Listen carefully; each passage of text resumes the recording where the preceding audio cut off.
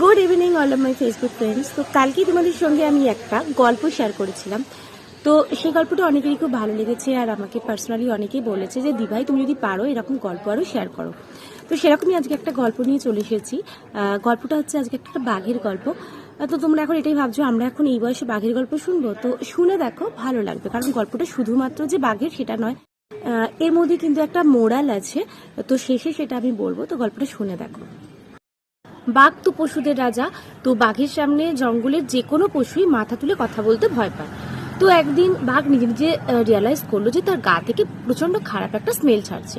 তো সেটা কনফার্ম হওয়ার জন্য সে ঘুরতে ঘুরতে তার সঙ্গে হঠাৎ দেখা হলো একটা হরিণের। তো হরিণকে জিজ্ঞেস করলো, আচ্ছা হরিণ, বলো তো আমার গা থেকে কি খুব খারাপ একটা গন্ধ ছাড়ছে?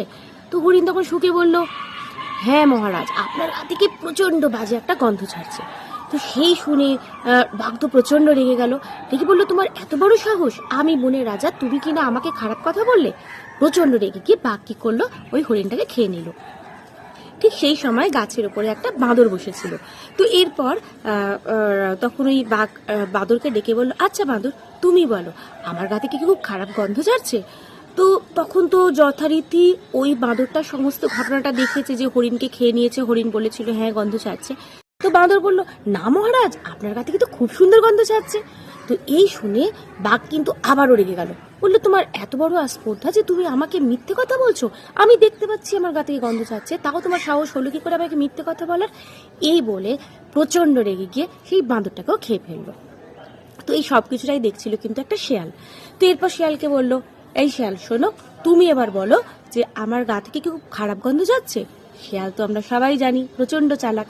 তো শিয়াল তখন বলল, মহারাজ আমাকে ক্ষমা করুন, আমার তো কোনো স্মেল নেওয়ার ক্ষমতাই নেই, আমি কিচ্ছু বুঝতে পারি না, ভালো গন্ধ খারাপ গন্ধ সেই অনুভূতিটাই আমার নেই। তখন বাঘ কি করলো, তাকে আর কিচ্ছু করলো না, না খেয়ে চলে গেল। তো এই ছিল আমার গল্প।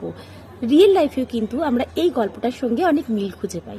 যেমন ধরো, আমাদের প্রত্যেকের ওই শিয়ালের মতো হওয়া উচিত। কারো জীবনে কোনো প্রবলেম হলে সেখানে আমাদের ঢোকা একদমই উচিত না। আমরা যখনই তাদের লাইফের মধ্যে তাদের কোনো গন্ডগোল হচ্ছে, তুমি বলতে গেলে, তুমি করতে গেলে, শেষে দেখবে তাদের মধ্যে সমস্ত কিছু হয়তো ঠিক হোক আর না হোক, বলির পাঁঠাটা কিন্তু তুমিই হবে, তুমিই সকলের কাছে খারাপ হয়ে যাবে। তাই সবসময় কি করবে বলো তো, কারো ব্যাপারে না থেকে নিজের মতন ভালো থাকো, সুখে থাকো, তাহলেই দেখবে জীবনে খুব ভালো থাকবে।